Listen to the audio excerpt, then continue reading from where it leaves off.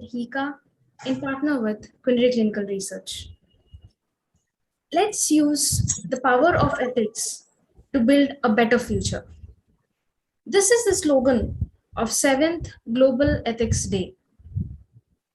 Initiated by Carnegie Council of Ethics in International Affairs in 2014, the Global Ethics Day is an annual moment to empower ethics through the actions of individuals and organizations.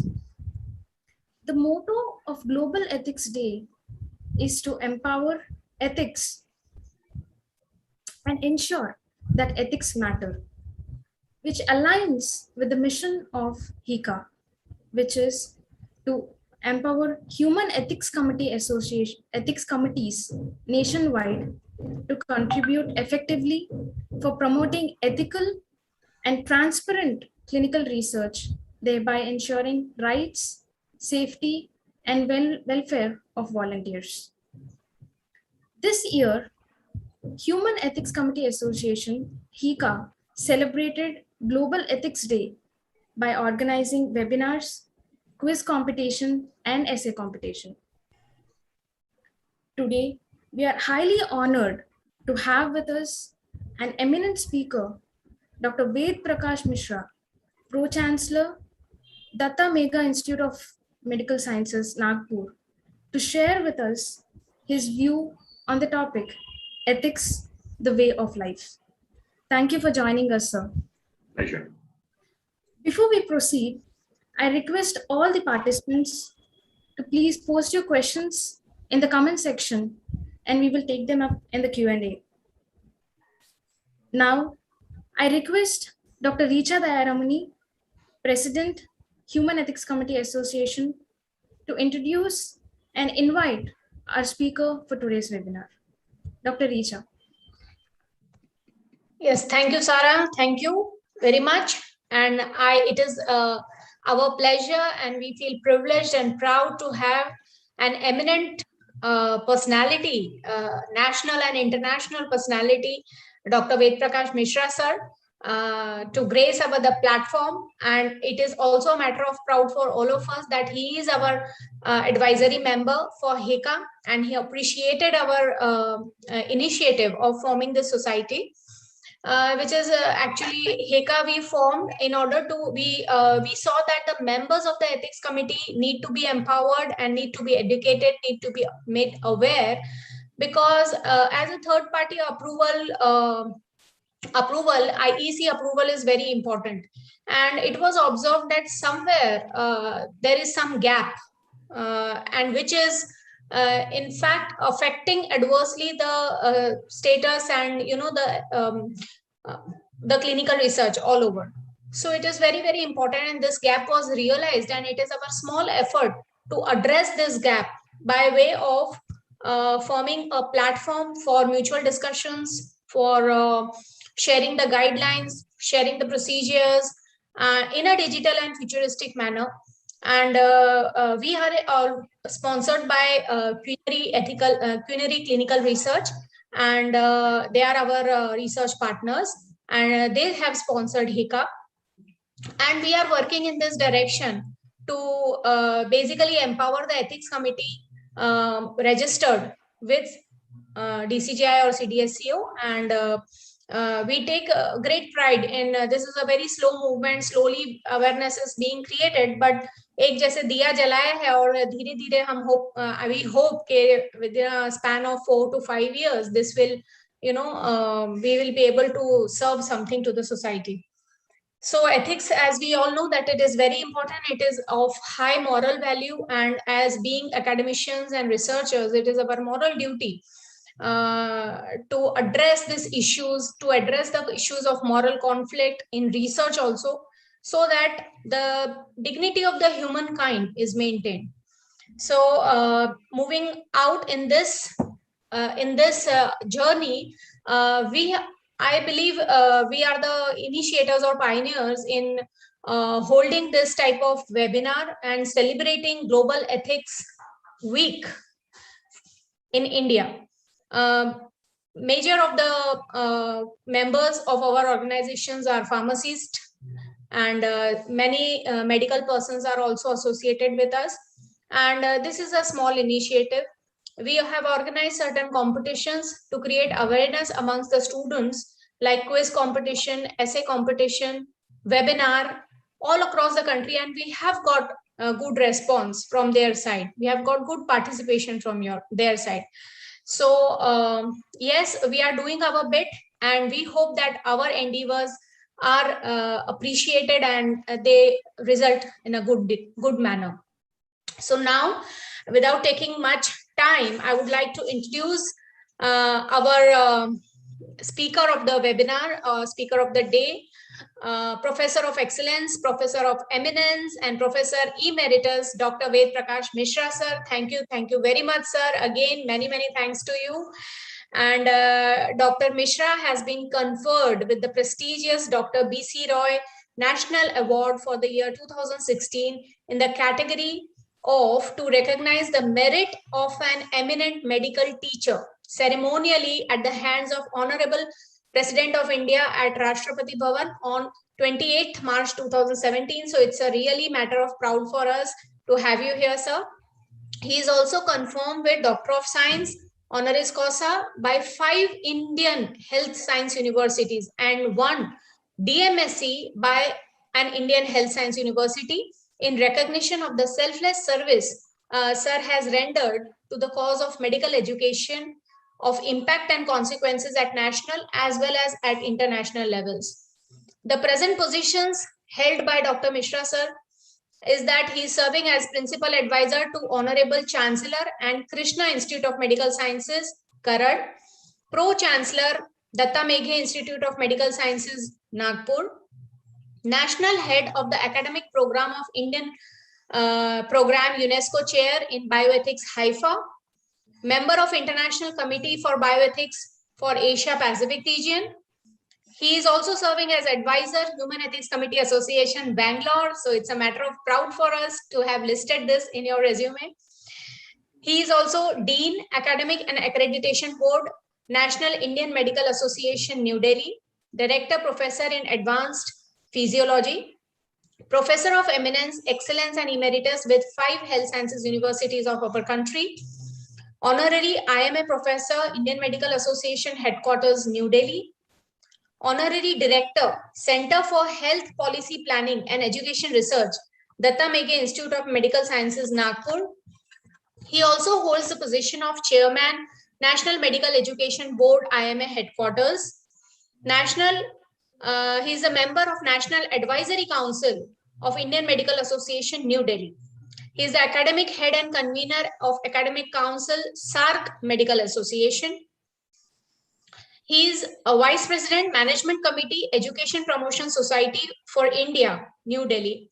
And he is member advisory boards and board of management with very prominent and reputed universities of our country. He is life member, B.C. Roy Memorial National Endowment Fund, New Delhi, member Governing Council, Kasturba Health Society, Sevagram, Wardha, and he has been convener experts group of National Board of Examination, New Delhi. So this is a eminent CV and which is very inspiring that someday means it is really next to impossible for a person to achieve this. But really, personally, when I know you, sir, as a human being also, you have inspired me and you have, एक साथ आस जगाई आपने हमारे मन में कि हम भी आपकी तरह कुछ थोड़ा अचीव कर सके 10%. So thank you very much, sir. Thank you very much. The platform is all yours, sir. Thank you very much, learned President of HICA, and a lady of eminence whom I am proud to be not only knowing, but being associated with, respected Dr. Richa Dayaramani, the learned Secretary of HICA, my esteemed brother, Dr. Sudhir, all the learned participants who have joined this live depiction, which I am fortunate enough to be participating in.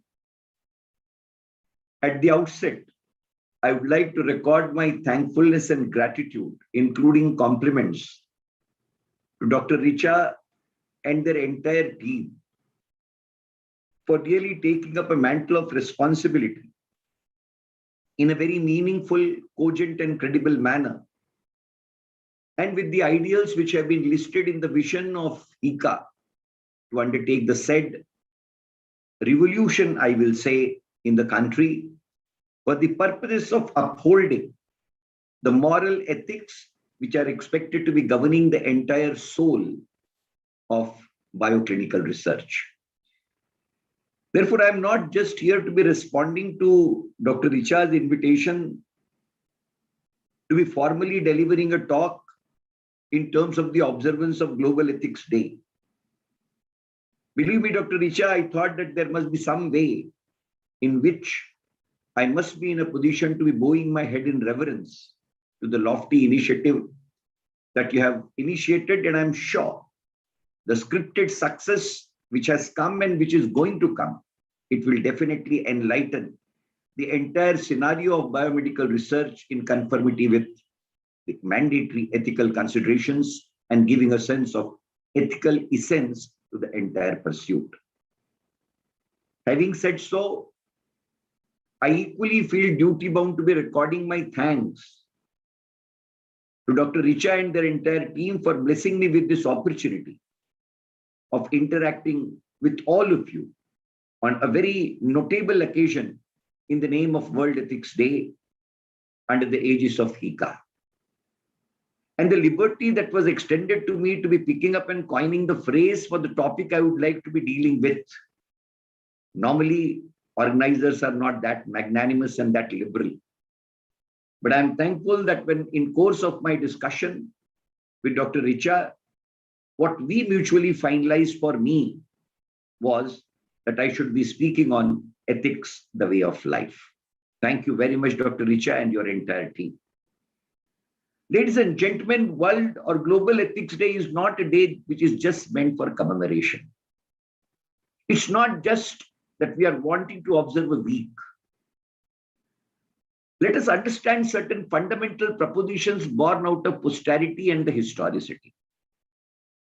If you take into consideration the entire civilization that is attributable to you and me as men and mankind, we know it for certain that as Homo sapiens, we started in the cave age. And today, we stand into be belonging to a society, which we can say a civilized society, a prudent society, a society which can be said to be on the path of egalitarianism. What exactly it is all about? What is that cardinal factor, ladies and gentlemen, which can be said to be the core essence of transition of a caveman to a modern civilized man?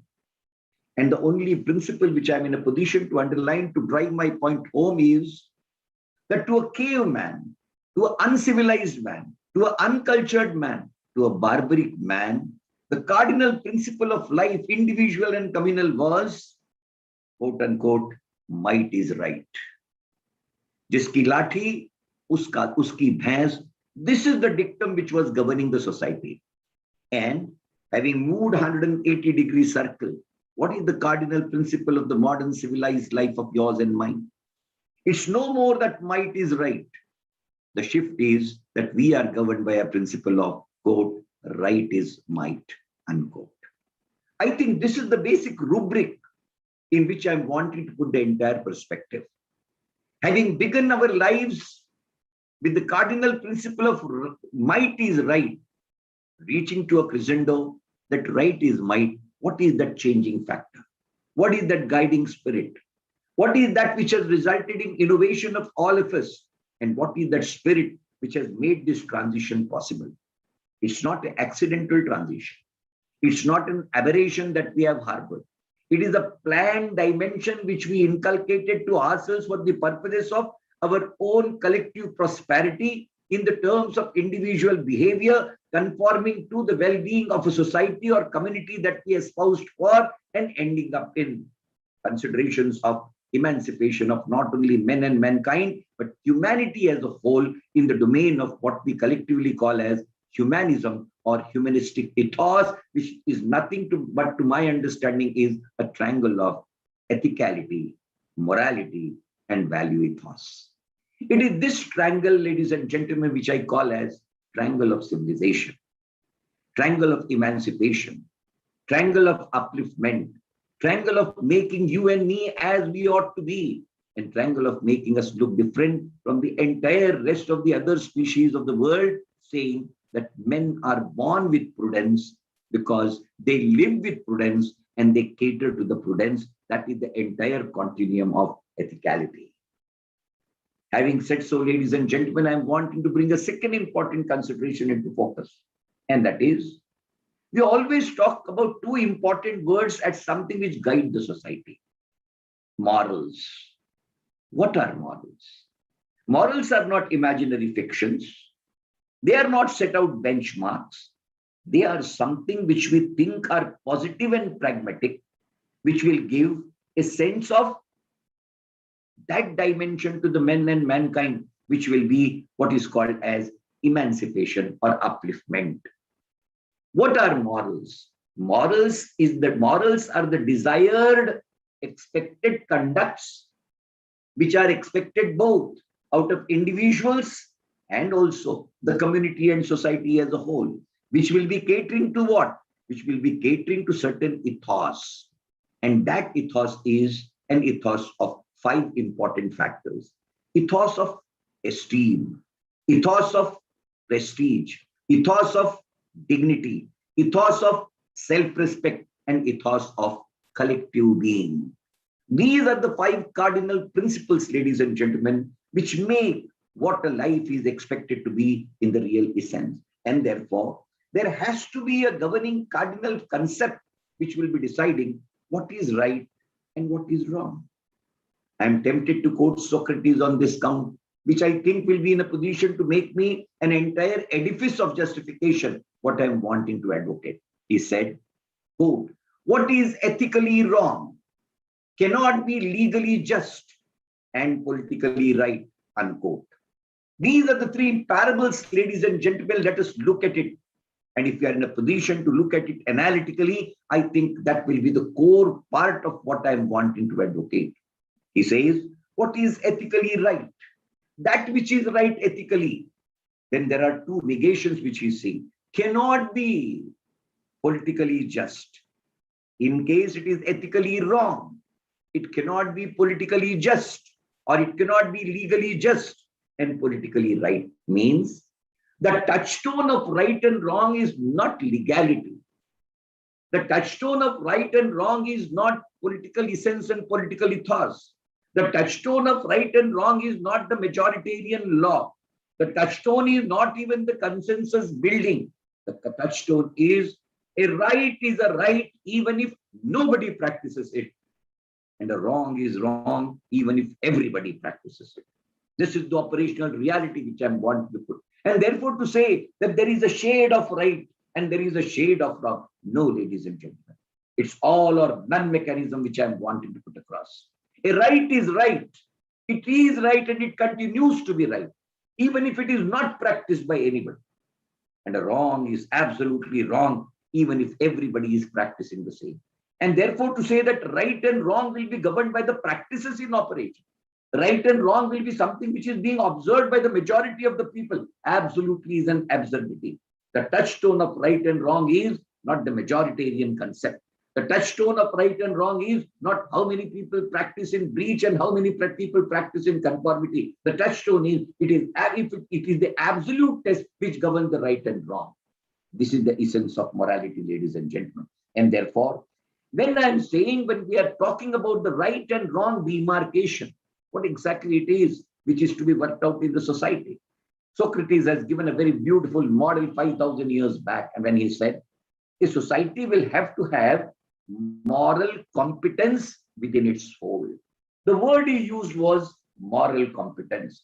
Among the competence of the society, one of the important considerations of its emancipation and cultural civilization is what is its moral competence. This moral competence ultimately will be worked out in what manner. And the modality that he had put across was that moral competence of the society will be based on moral case deliberations in the society. There have to be moral case deliberations in the society. And that deliberation will be in terms of what he classically described, Madam Chairperson, is the dilemma method. To do or not to do. That famous quote of the Shakespeare, perhaps, is the greatest example of a dilemma method. There will always be a dilemma, this way or that way.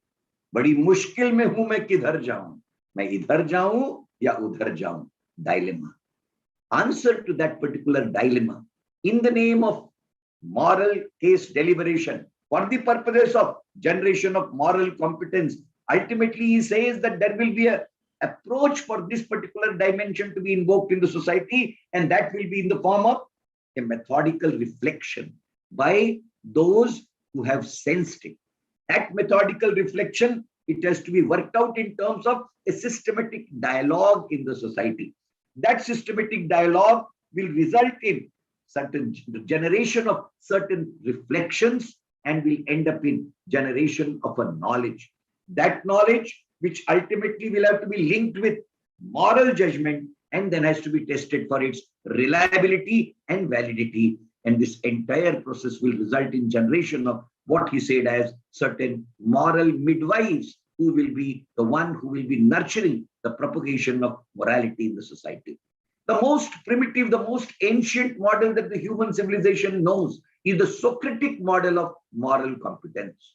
That society whose quotient of moral competence is high is an equitable society, is a tolerant society, is an accommodative society, is a resilient society, is a dynamic society, is a society which is in a position to be uplifting it, not only in the materialistic senses, but also in the senses of spirituality. And that spirituality is not religion and religiosity. That spiritual connotation is self, beyond self, selflessly self, and non-selfishly self. These are the four contours which ultimately go in for bringing out what we consider as moral competence. Having said so, ladies and gentlemen, when I'm talking in the forum of HICA and when I'm saying, ultimately, if you look into the entire perspectives of life today, the chaos that our life is plagued by is basically due to compromises that we have espoused and we have accepted for ourselves. These compromises are basically what we call as, my conscience is telling me something, but in reality, I'm required to be performing and dispensing something different. I want to know, what is this conscious stock? Are we not conscious of the conscious stock that is there with us every day? What does it speak? It speaks what language? It speaks on what basis? It speaks on what rationality? It speaks on what experience? Basically speaking, ladies and gentlemen, what we call it, the talk of the conscience is always the talk of morality, is always the talk of ethicality, is always the talk of value ethos. But what we are able to translate is materially different than what the conscious is telling us. In reality, there is a gap between the moral principles and the actualization of the human dispensation and behavior. And the greater the chasm between these two is the greater riotry that the society is plagued by. All of us talk about corruption. All of us talk about corruptible means. All of us talk about moral degradation. All of us talk about absolutely moral bankruptcy that the society is plagued with, and there is an acceptance to the society. What is the cause of it? The cause of it is simple. If you go by the small little role which Gandhi had propagated long back, he had said, this nature, Mother Nature, has got everything to cater to the needs of everybody, but it has nothing to cater to the greed of anybody. The conflict between need and greed, if it is to be balanced, that balancing fulcrum is morality in the society, value ethos in the society, morals in the society, ethicality in the society. And it is in that context, the significance of ethicality is not judgmental in character. It is not something which is to be put across as to what it is and what it is not. It is absolutely a conscious perception which has to be realized by self, materialized by self, and actualized by self. It is that torch-bearing nature that the morality is expected to be sustaining and the morality is expected to be transcending for the purposes of generating an equitable human ethos based on various cardinal principles that we espouse for ourselves. Having said so, ladies and gentlemen, there is yet another important dimension which I would like to put across. Is morality, is ethicality, therefore a yardstick for the purposes of assessment of human endeavor? My answer is no. It is not that there are sections and operations in human life which are expected to be governed by it. No. It is not just a code of conduct. It is not a bondage to which we are expected to be enslaving ourselves and putting it something load on our head for the purposes of compliance. Then what it is? When I was putting this across to Dr. Richa, one of the important dimensions in the back of my mind was the Constituent Assembly debate, which I was referring to. Why is it that the country adopted democratic model in the Indian polity in the Constitution, putting across the nature of the state of ours as a democratic state? Dr. Ambedkar, before the Constituent Assembly, advocating for the nomenclature of our state as a democratic state other than sovereign republic, he made a very beautiful sentence. And I'm tempted to quote that in order to justify why did I pick up this particular theme. He said, democracy in free India will not just be a political system of electing political representatives. It has to be adopted as a value, to be incorporated and indoctrinated as a way of life, because that will be an antithesis to the feudal mindset that we Indians, in the name of the cultural ethos, have been harboring. And this antithesis I'm wanting us to appreciate.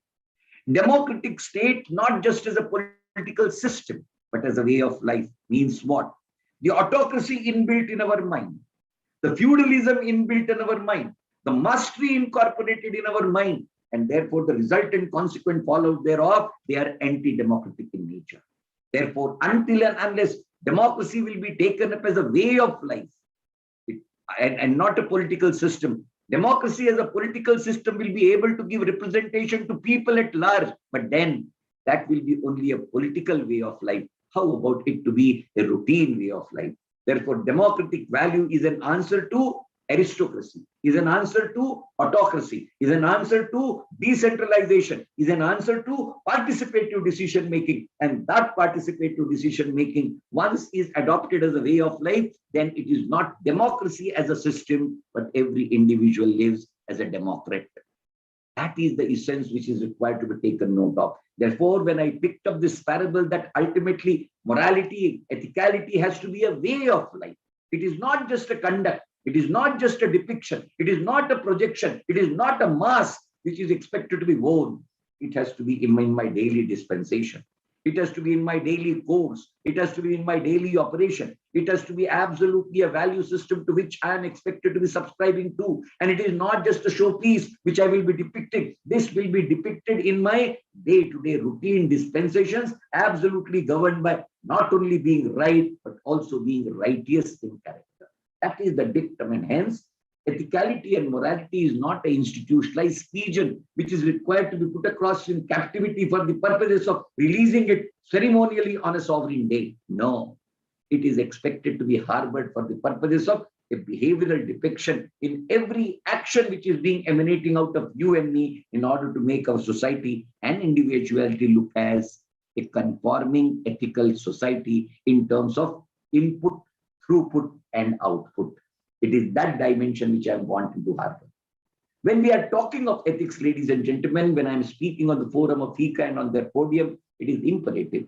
I'm not just talking about the general ethics in terms of the way of life. One of the important, significant portion of the ethics which is to govern is what we call as professional ethics.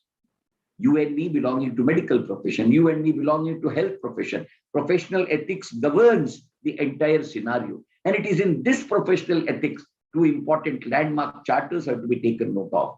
Why is it that the world adopted a UNO charter? What exactly it was all about in the year 1948? The two world wars, the saga of travesty of the various anti-human dimensions, did it not compel the world to come and sign a declaration? What was that declaration all about? It was a declaration which was having a trinity of human dignity, human respect, and human autonomy. This is the trinity which I am wanting to put across, ladies and gentlemen. Human dignity is paramount.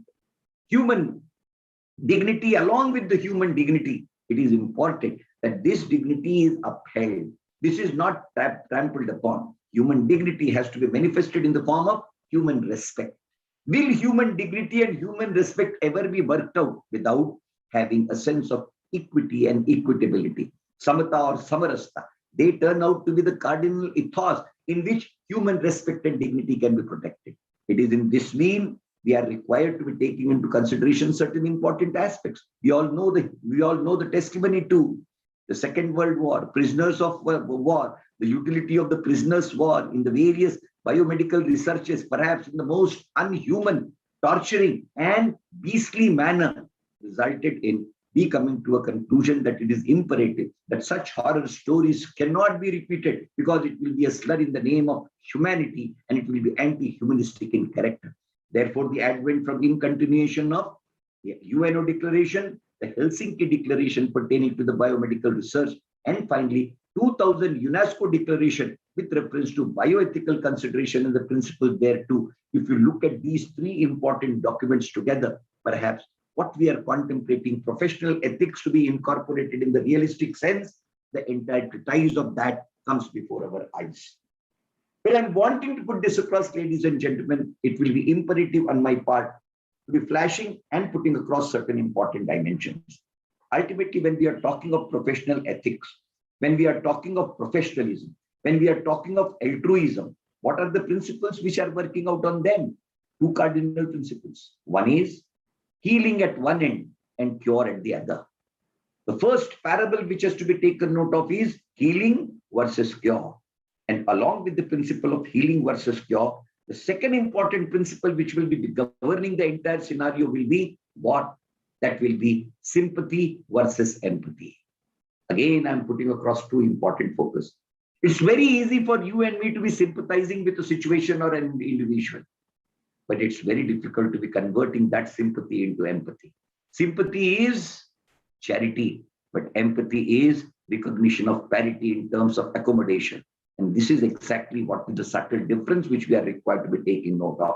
And hence, when we are contemplating professional ethics, the cardinal four important principles which have been adopted are, it is going to be governed by total sense of beneficence, but only beneficence will not do. It will be plagued with non-maleficence, beneficence, non-maleficence, ensuring the autonomy in its totality. And simultaneously with the autonomy, it will be absolutely something which will be resultant, will be diligent justice. The four corners which I am wanting to be putting across, ladies and gentlemen, are absolutely inevitably important. It's not only the beneficence at one end, non-maleficence at the other, autonomy at the third, and justice at the fourth. See to this particular square, what it imbibes, what it smells, what it smacks. It smacks of equity. It smacks of equitability. It smacks of tolerance. It smacks of accommodation. It smacks of esteem. It smacks of honor. It smacks of dignity, and it smacks of self-respect. These are all the four corners and the contours which cover this. And if you look at this entire gamut, then what it emerges as? It emerges as absolutely a sense of humanization in one form and socialization in the other form. If you take this entire thing to be a throughput, with all these ingredients as input, what is the output? Output is only humanization as an outcome, and humanization along with socialization as the second important aspect. And this is exactly what is supposed to be the outcome of professional ethics. It also contemplates certain value ethos, because ethicality devoid of value ethos absolutely will turn out to be a pauper. And therefore, in that sense, what will be the value ethos which is expected to be there in this particular dimension of four-cornered ethical contours and tenets? It will be first important part is commitment. This commitment has to be blended with responsiveness, and this commitment and responsiveness has to be plagued by accountability. I am putting three important values. There has to be a sense of commitment.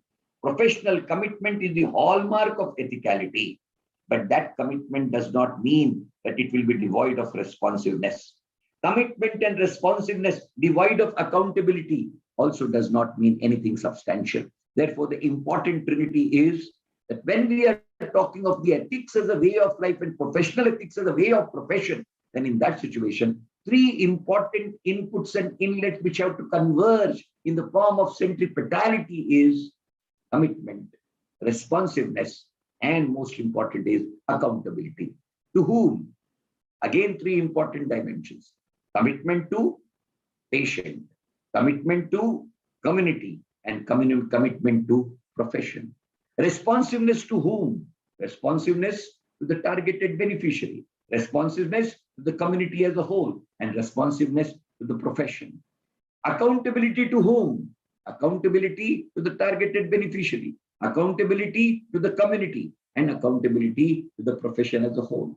I'm putting this free-flowing charter, ladies and gentlemen, which brings about totally as to what the ethical professional tenets ought to be.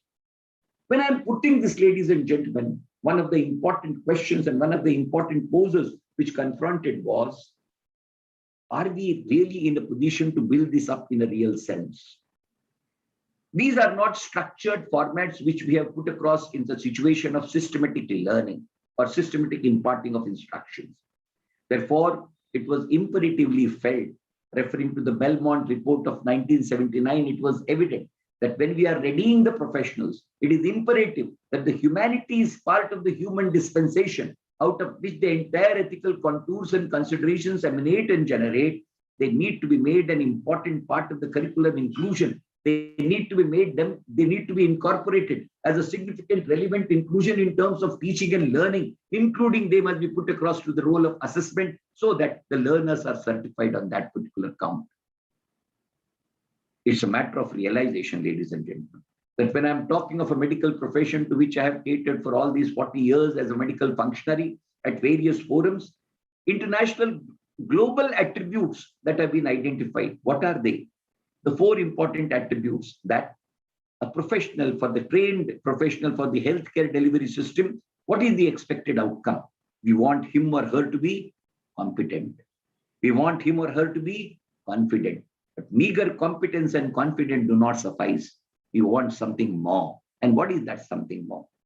If you take into a balance and a fulcrum in your hand, then fulcrum is the character of the professional, the C. What are the other C's which are going to balance the two pans in order to make this fulcrum viably stable? And they are confidence and competence on one side, but on the other pan, two important C's, concern and compassion on the other pan.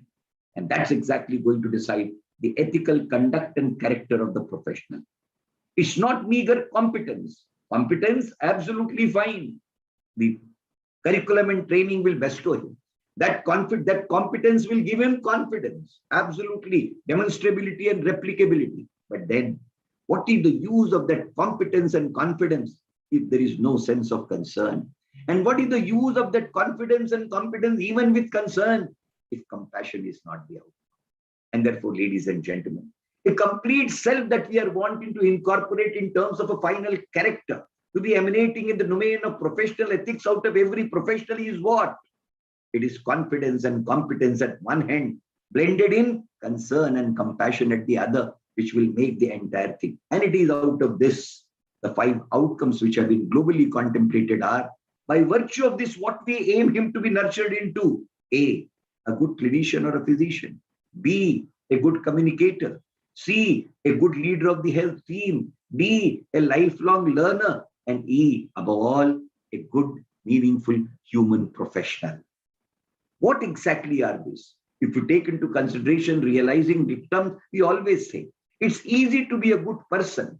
It's easy to be a good professional, but it's equally difficult to be a good human being. All these things are to be incorporated in one. What is it? What makes a good professional necessarily does not make a good human being.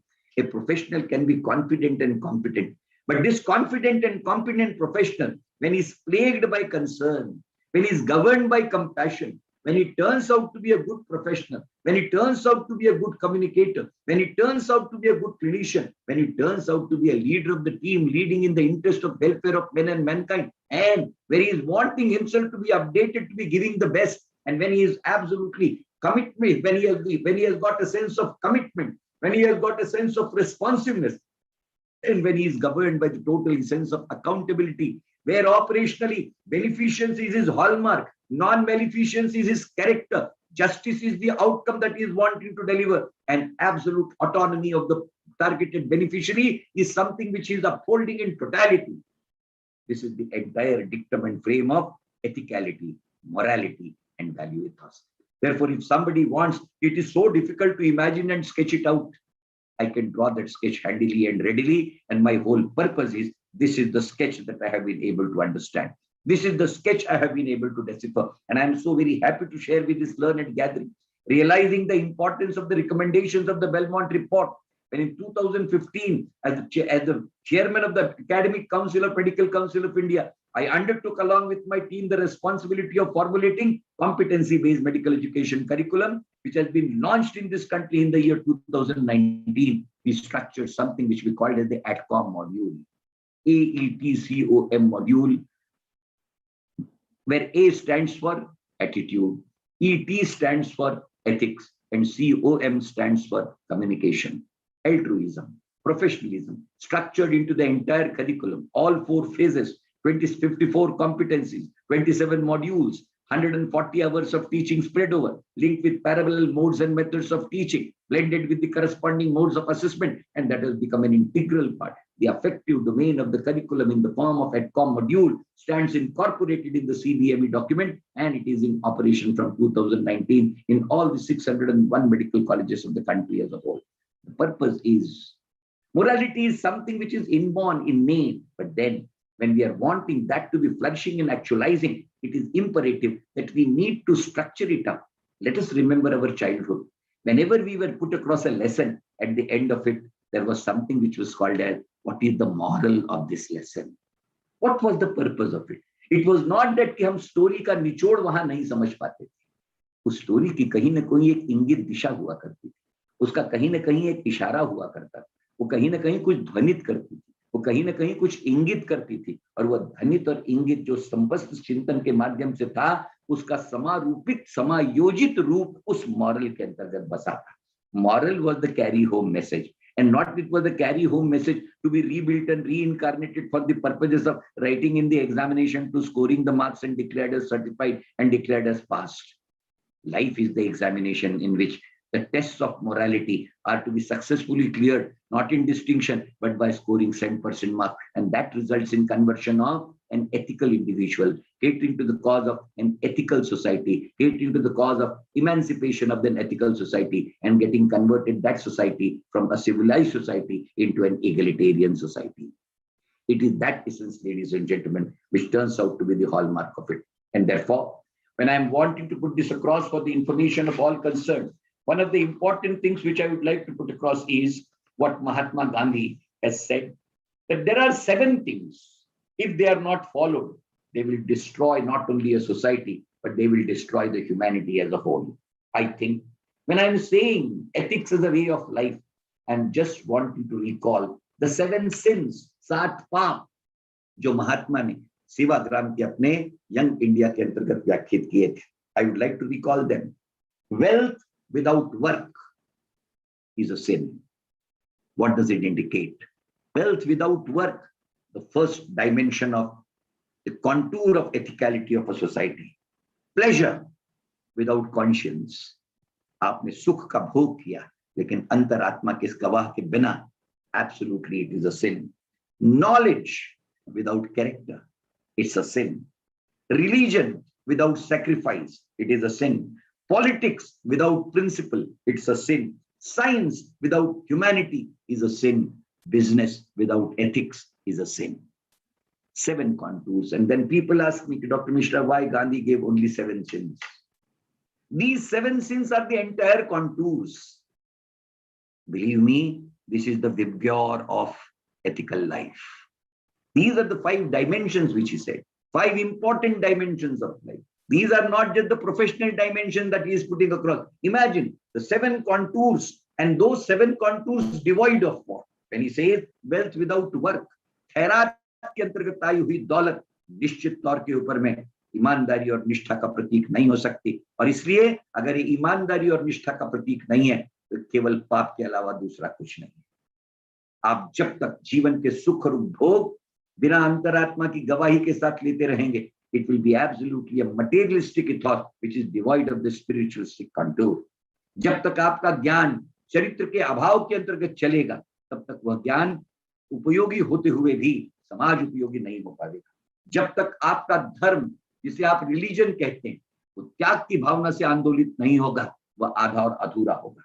आप राजनीति अथवा स्पर्धा, politics is not only politics, here he means politics by जीवन के किसी भी contest के अंतर्गत आप जहां पर जीत की आकांक्षा किए हुए हैं, वहां पर अगर आपने साधनों के साथ समझौता कर लिया, जीवन के अंतर्गत लक्ष्य की शुचिता साधनों की शुचिता के साथ जुड़ा हुआ है।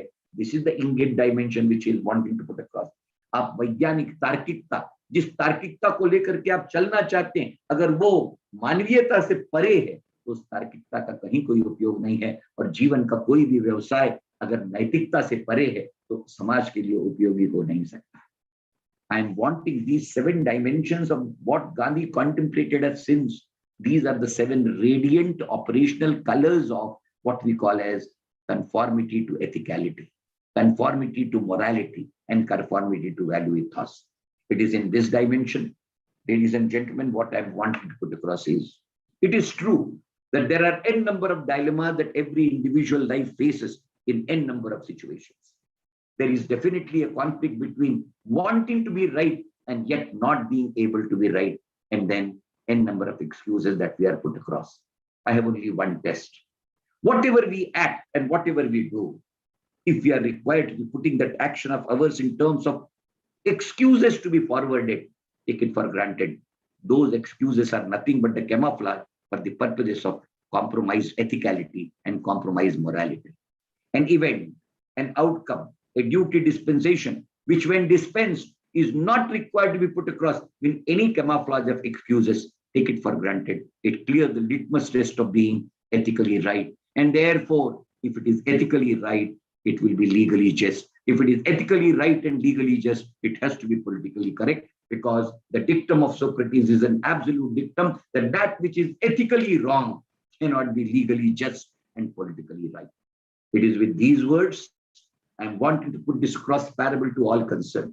Not that I am wanting all of us to understand. We understand all this. All this is a part of our knowledge. All this is a part of our understanding. All this is a part of our grasp. But unfortunately, all this is not a part of our between core and action. Ethics is something which has to be translated into action. अब तो इंसान को इंसान बनाया जाए. That transition that we are contemplating, if this earth is really required to be made a better planet for human habitation, it is not only the environmental protection, it is protection, insulation of ethical norms which we have espoused to be put across into practice. And the only way of practicing them is not preaching them, but incorporating them as a way of life. Thank you very much, ladies and gentlemen, for giving me this opportunity of putting this across on this occasion. I think, I trust, I believe that I have tried to do the best from my side. Whatever little at my disposal, I have put it across. I am open to any scrutiny and suggestions as well. Thank you very much for patient listening. Sir, we can continue to listen to you for ages. Your speech is unmatched, sir. Your expression and impromptu elements that you add, it's really a pleasure to the ears. Yes, sir. Truly, to what Dr. Richa said, we are highly elated to be part of this, to be listening to you today, and the way you have, taken us back to the morals that we learned as part of stories in our childhood, and also the shift in the basic principle of from might is right to right is might, and also finally the way he concluded that ethics should be translated into actions. So today I can say is a very inspirational speech to us, and it was very motivating, and thank you so much for accepting our invitation and being with us today, sir. Pleasure, dear, pleasure. Now I would like to invite Mr. Sudhir Patel, Secretary, Human Ethics Committee Association and Director of Clinical Research, to give us the vote of thanks. Sarah, thank you very much. Sir, we are really, pleased to hear this. Sarah, I think if anyone has, I can see, there are some questions, and so if we can invite that who is a question, then maybe we can, yeah. Yes, absolutely, yes, yeah. Sir, Dr. Vedprakash, sir, we have a question from the audience. Please.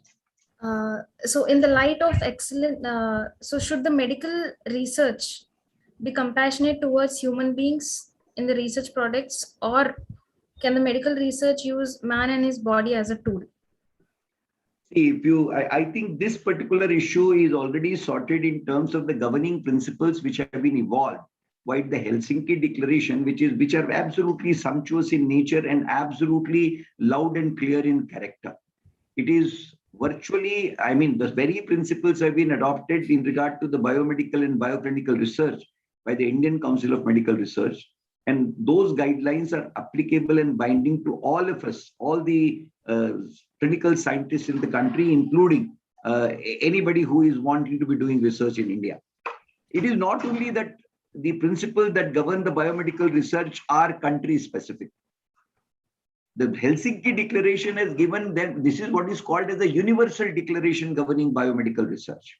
And as I said, these were out of the horrifying experiences that were worked out in the Nuremberg trial, where the prisoners of war in Germany were used so badly for the medical or biomedical research, as a result of which this consensus has been evolved. And that evolved consensus in terms of Helsinki Declaration is translated into the principles governing biomedical research, which I think are totally humanistic in character, insulatory in nature, and there is no feasibility, possibility, or permissibility of any human compromise in the entire essence of biomedical research.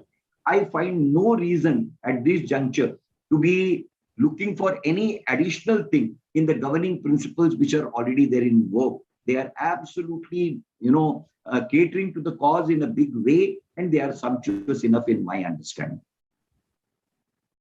Yes, sir. So we have the principles in place, which we have. It is our responsibility as an individual. As a matter of fact, the ethical committees are the custodian of ensuring that all these principles are adhered to. If you really ask me, what is HICA's? HICA, according to me, is a conscious keeper of biomedical and bioclinical research. Institutional ethical committees are the statutory mechanisms which are created for that particular purpose. Ethicality, ethical breaches, and ethical conformity of the principles, conflict of interest, all these dimensions are critically looked. Every research proposal in regard to its ethical contours are required to be scrutinized by the ethical committee. And no research can be undertaken in this country without the explicit clearance of the ethical research committee or the institutional ethical research committee. That is the mandate vested with them. Therefore, HICA by itself, which is an association, and institutional ethical committees by themselves are the statutory mechanism which are duty bound to ensure that ICMR biomedical research guidelines drawn from Helsinki's Universal Declaration are strictly adhered to. And mind well, there is no marginalization, there is no concession, and there is no condonation permissible from those binding guidelines in any manner, direct, indirect, explicit, or implicit. Yes, sir. Yes, sir. Very true, sir. Yeah, thank you, sir. Now may I invite Mr. Rakesh with a question, please? Good evening, sir. Good evening. This is Rakesh from HICA, and I think your speech is a melody to the ears, which you can keep hearing like any old musicians with so much of professionalism that we can, as Dr. Richa said. So it's a privilege to hear you, and thank you. The sublime use of words with the examples are truly motivating, for our life. I was just wondering that, from your experiences, sir, how organization like HICA, we can put a vision for next 5 years, 3 years.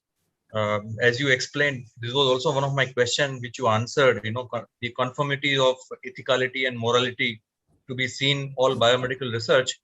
But for our life of a HICA, how, though, as Dr. Richa said, we are in a very early stage.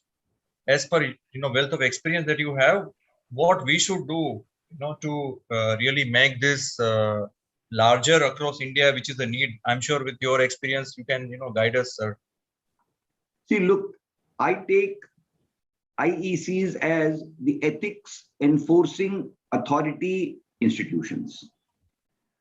Whenever we talk of enforcement, enforcement will always have A, possible breaches, B, palpable violations.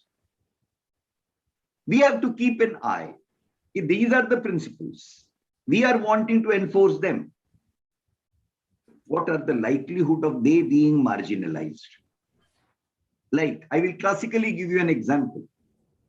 Institutional ethical committees in India, in regard to conflict of interest, they do not have a charter. What exactly is to be construed as a conflict of interest? If you look the American Charter on Conflict of Interest, they have categorized. We have still not. That is one area. Conflict of interest turns out to be one area which we need to develop, which we need to, make it more exemplary and more absolutely demonstrably classifiable. Number one. Number two, we are still talking of code of ethics to be implemented. If the code is breached or if the code is violated, then what? We have nothing at our disposal. If I am an enforcing agency, if there is an onus on me for the purposes of enforcement, I am wanting to ask myself, any breach thereof, how it is to be dealt, who is to deal with it, what is the mechanism for dealing the same, and in case the breach is substantial, what is the modality of infliction of the exemplary punishment, which should act as a deterrent for people to ensure that it does not recur again. Like plagiarism policy has been put by UGC into place as an academic dishonesty. Still in the academic and research world, the entire ethical considerations are viewed in the context of academic honesty and academic dishonesty. But you tell me how academic dishonesty is to be dealt in a deterrent manner. I have not come across any document so far. So we are a law enforcing agency. We are the ethics enforcing agency. Do you have teeth? Do you have real enforcing powers? Real enforcing powers also are only to the extent advisory in nature. Non-conformity.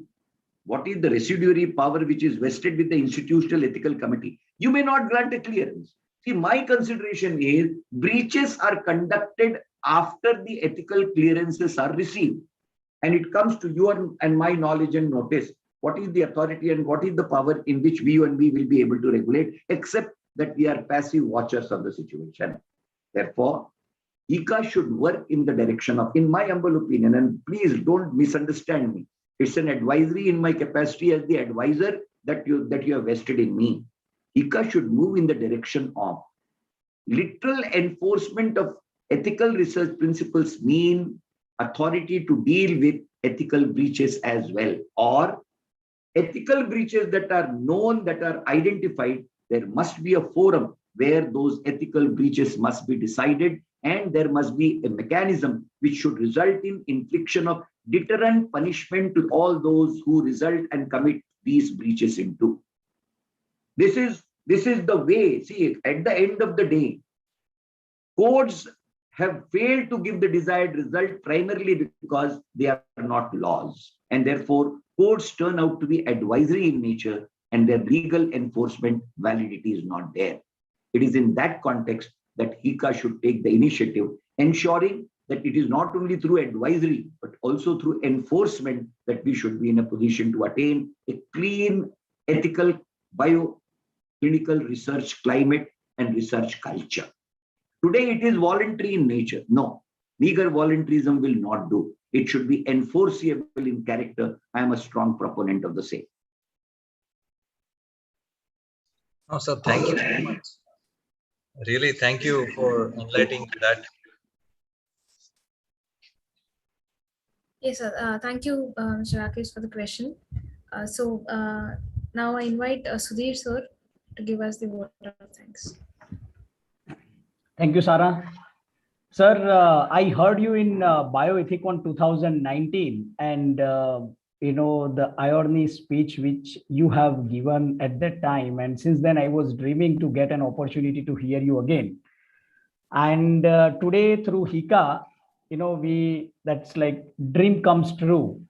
And today again we witnessed the speech, and today when I was seeing the responses from the audience, everyone was in a wonder of your speech, and this was what it was expected. So sir, it is to hear you is always a privilege. On behalf of Hika and Queenary Clinical Research, I would like to thank you for joining with us and enlighten with your with the session. We are feeling blessed to have you with us today when Hika is celebrating Ethics Week on the occasion of Global Ethics Day. Sir, once again, we would like to thank you to accept our invitation, and we are looking forward many more such kind of sessions and your advice. Thank you, sir. Thank you very much. Thank you very much. God bless Thank you all. Thank you, sir. Thank you, Dr. Richa Dayaramani, President of Hika, and Mr. Rakesh, Director, Queenary Clinical Research, for your continued support and your guidance. Thank you, Sarah, for your excellent moderation, and Jaini for administrative support. And last but not least, thank you each and every participant who has joined with us and be a part of this dynamic session, which was organized as a part of Ethics Week celebration by the Human Ethics Committee Association in association with Queenary Clinical Research. So with this, we end our today's session. Thanks again. Thank you very much, sir. Pleasure. Thank you very much. God bless you all. Thank you. Thank you. Thank you, sir. Thank you very much, sir. Thank you. I thank Hika for enabling us to participate and giving the opportunity for all the participants to be a part of this wonderful session with our wonderful speaker, and making this Global Ethics Day a moment where we all remember the importance of ethics, not only in research, but also in our individual lives as an individuals. I thank you, the entire team of Hika, the president, the secretary, and the entire team which has worked for this day of the webinar. Thank you. Thank you. Have a nice day.